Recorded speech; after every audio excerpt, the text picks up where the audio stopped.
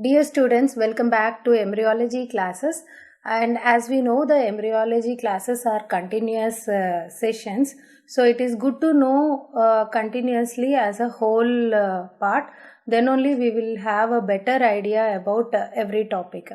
So in previous sessions, we had completed about spermatogenesis and oogenesis, where we saw the development of female pronuclei and male pronuclei, which fuse together to form zygote. So today's step is about fertilization. So if you see the development under general embryology, it is like first week, second week, third week and fourth week.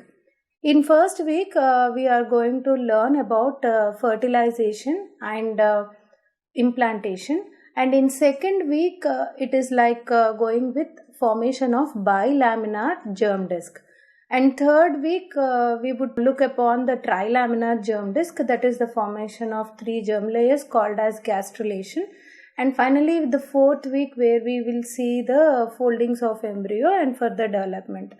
And further, we would continue with the systemic embryology, where all the different organs and systems will develop. So today's session is on first week, that is fertilization. So fertilization, at the end of spermatogenesis, we have got a matured spermatozoa, and at the end of oogenesis, there will be a oocyte, that is oocyte in the secondary oocyte. So the stage which we see here is secondary oocyte. So here the secondary oocyte, it is the cell division in the oocyte, it is arrested in meiosis 2. So second phase of meiosis. To be more specific, it is in the metaphase. So during metaphase stage, the secondary oocyte is arrested. So the fate of secondary oocyte depends upon fertilization.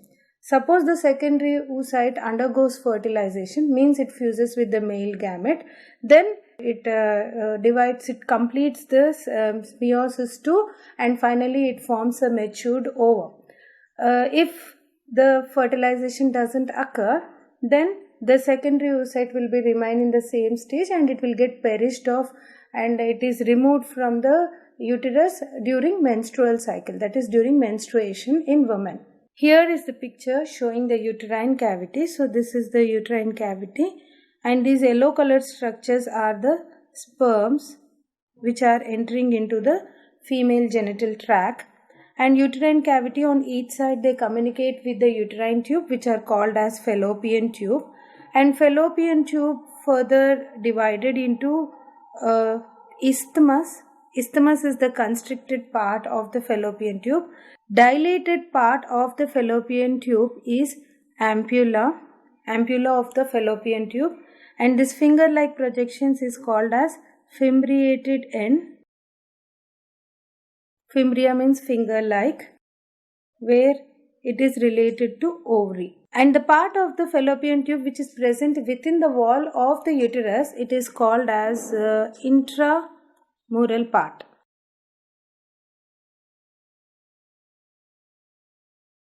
So these are the parts of the fallopian tube. So where the fertilization occurs? The fertilization usually occurs here in the ampulla of the uterine tube.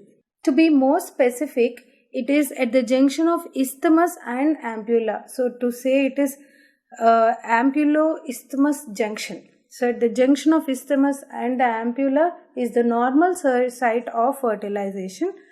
Suppose the fertilization occurs elsewhere, it may result in abnormal, that is ectopic pregnancies. So that we would discuss little later. So this is normal site of fertilization. So now the time taken for this process of fertilization is 24 hours. Approximately around 24 hours fertilization process will get over. So if you see the number of sperms, usually they get deposited in the vagina of the female tract. They are around 200 to 300 million sperms.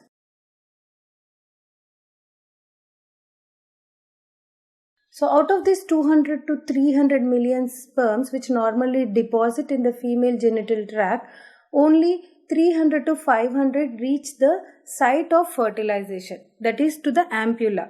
So how many reach the ampulla? Only out of this 300 to 500 sperms.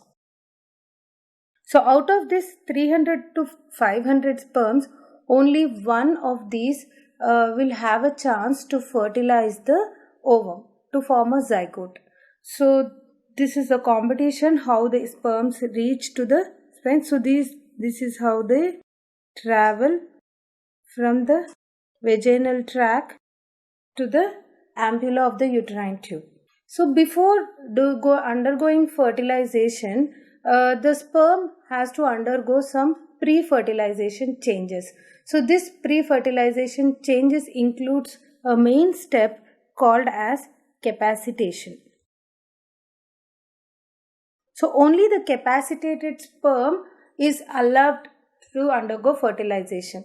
So capacitation, it is a period of conditioning of the sperms in the uterine tract and which lasts for around 7 hours. So if you see the structure of the sperm, it has got head, a constriction which is called as the neck, and neck continues to form the body and body continues to form the tail. This is how a sperm will be, and the head, it is covered by a cap. This cap is called as acrosomal cap. So the acrosomal cap contains some specific proteins which are called as glycoproteins and seminal plasma proteins. So these glycoproteins and seminal plasma proteins are to be removed before undergoing penetration. So during capacitation, it is the period of conditioning of the sperms within the uterine tract where the acrosomal cap, that is the proteins present in the acrosomal cap which are called as glycoproteins and also seminal plasma proteins. So these proteins has to be disintegrated and removed within the uterine tract. So removal of this acrosomal cap is called as capacitation. So let's see about the penetration. Penetration occurs in 3 stages. One is penetration through corona radiata, second stage is penetration through the zona pellucida, and third stage where we see the fusion of oocyte and the sperm cell membranes. So what is this corona radiata? Corona radiata you will know better if you know the oogenesis. So here if this is a normal oocyte, so normal oocyte is surrounded by a layer of a glycoprotein layer here which is called as zona pellucida. I'll zoom it for you all. Corona radiata are this group of cells which are surrounding the oocyte. So corona radiata is nothing but the group of cells which are called as cumulus ovaricus. They are present around the oocyte, which are the follicular cells. So during the development of Graafian follicle, some follicular cells surround this primary oocyte and that is the secondary oocyte for the division. So this group of cells together called as corona radiata because it is like a crown surrounding around this secondary oocyte. So the capacitated sperm, we know already what is capacitation. So that is the removal of proteins from the acrosomal cap is capacitation. Only the capacitated sperm can enter. So out of several sperms, only one sperm can enter through the corona radiata fully to touch the zona pellucida. So rest of the sperms which are not fertilized in the egg, so they just aid one sperm to enter inside. So that is the function or action of the other sperms. So only one sperm enters inside. And second phase is the Penetration of the sperm through zona pellicuda. We know it now. The sperm touches the zona pellicuda layer, which is, zona means a layer, pellicuda means a translucent layer. So it is a translucent glycoprotein shell surrounding the egg, and that facilitates and maintains the sperm binding, and because of this it induces a acrosome reaction. So what is this acrosome reaction? This reaction is initiated after binding of sperm to the zona pellicuda. Only when sperm comes in contact with the zona pellicuda, this reaction will begin. So this reaction is induced by zonal proteins. So zonal proteins, in short we'll say ZP3 proteins, it is represented as ZP3, and which releases enzymes like acrosin and trypsin. So these zonal proteins releases enzymes called as acrosin and trypsin. So this acrosin and trypsin, it allows the sperm to penetrate the zona. So that is the function. And also the acrosomal cap is now completely removed here. Only the sperm is allowed to penetrate through the zona. Let's see about the third stage. The third stage, the oocyte and the sperm cell membranes, here they fuse. That is, the fusion of the cell membranes is the third stage. The cell membrane of the oocyte and sperm fuse here. The head and tail of the sperm enter the cytoplasm of the oocyte, and the cell membrane and the mitochondria of the sperm, it remains in perivitelline space. So the space here between the zona pellicuda and the cell membrane, this blue color area here, this is perivitelline space. So the perivitelline space is this gap between the oocyte, the cell membrane of the oocyte and the zona pellicuda, within which we can find first and second polar bodies. So the matured ova is ready now, and now the male pronucleus enters into the cytoplasm of the female oocyte here. So these two are the male and female pronuclei, which contains haploid number of chromosomes each, that is 23X or Y, 23X in females. So these two pronuclei, they fuse to form a complete zygote having diploid number of chromosomes, that is 46 if it is female, XX, 46 XY, which is male. So determination of the sex happens at the end of the fertilization itself. So we saw the second meiotic division is completed now. So the second polar body also settles in here in the perivitelline space, and pronucleus, female pronucleus meets with the male pronucleus to form a single nucleus. So before it forms a complete cell, single cell itself, the cell starts undergoing cleavage, that is starts undergoing differentiating further into 2-celled stage, 4-celled stage, 16-celled stage. So that we will discuss little later. So it is not a complete single cell actually. It just differentiates into group of cells immediately. So here the chromosomes are formed and breakdown of nuclear membranes occurs.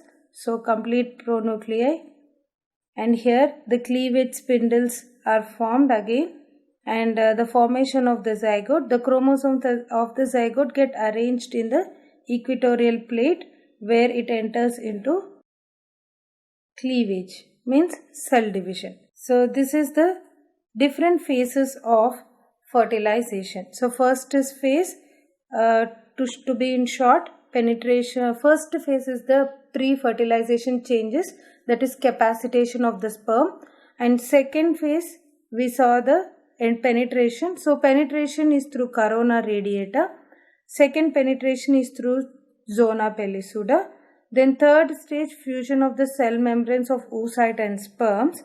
After fusion we have seen the formation of male and female pronuclei, and here the replication of DNA occurs, and now the chromosomes, they form into a diploid number, that is 46XX or 46XY. Then finally the zygote is formed. Okay, let's see the results of this fertilization. One thing is, it stimulates the penetrated oocyte to compute the second meiotic division is completed because of penetration of the sperm. So penetrated oocyte will complete the second meiotic division. That is first result. Second is, restores the normal diploid number of chromosomes. Each gamete, that is male and female gamete, will have haploid number of chromosomes. So it restores the normal diploid number of chromosomes, that is 46 in the zygote, and determines the chromosomal sex of the embryo. So whether it is male or female, we will get to know in the beginning because of the formation of zygote. If it is 46XY, then it is a male zygote. If the chromosomes are having 46XX, then it is a female chromosome. And this zygote, as I told you all before, it forms a complete cell. Immediately it initiates cleavage, that is cell division. So cell division also initiated at the end of fertilization. So let's see some clinical aspects of this. Infertility is the problem of 15 to 30% of the couples and can overcome using assisted reproductive technology. So what is this assisted reproductive technologies? Like in vitro fertilization. So where it involves the fertilizing the eggs in a culture medium and placing them back into the uterus when the cell divides to 8 cell stage. So when the zygote divides to form 8 celled stage, at that stage they will put back the morula, that is 8 celled stage structure, into the uterine cavity. That is called as in vitro fertilization. Fertilization occurs outside. Vitro means not in the inside, not naturally. It occurs artificially. Second assisted reproductive technology is intracytoplasmic sperm injection. That is fertilization of ovum by injecting that by intracytoplasmic sperm injection, where by a single sperm injected into the X cytoplasm. So one sperm is taken and it is injected directly into the egg when the woman is about to do ovulation. So before entering into the ovulation phase, at the time of ovulation, they do this procedure. This is called as intracytoplasmic sperm injection. So I'm writing short form, intracytoplasmic sperm injection. And in vitro techniques are often associated with increased risk of birth defects. So that is one a risk of problem in having in vitro fertilization. And also not only birth defects, prematurity, low birth weight, and multiple births like twins, triplets or quadruplets. So multiple births are common with in vitro fertilization. So this completes a little clinical aspect and fertilization with different phases. Thank you.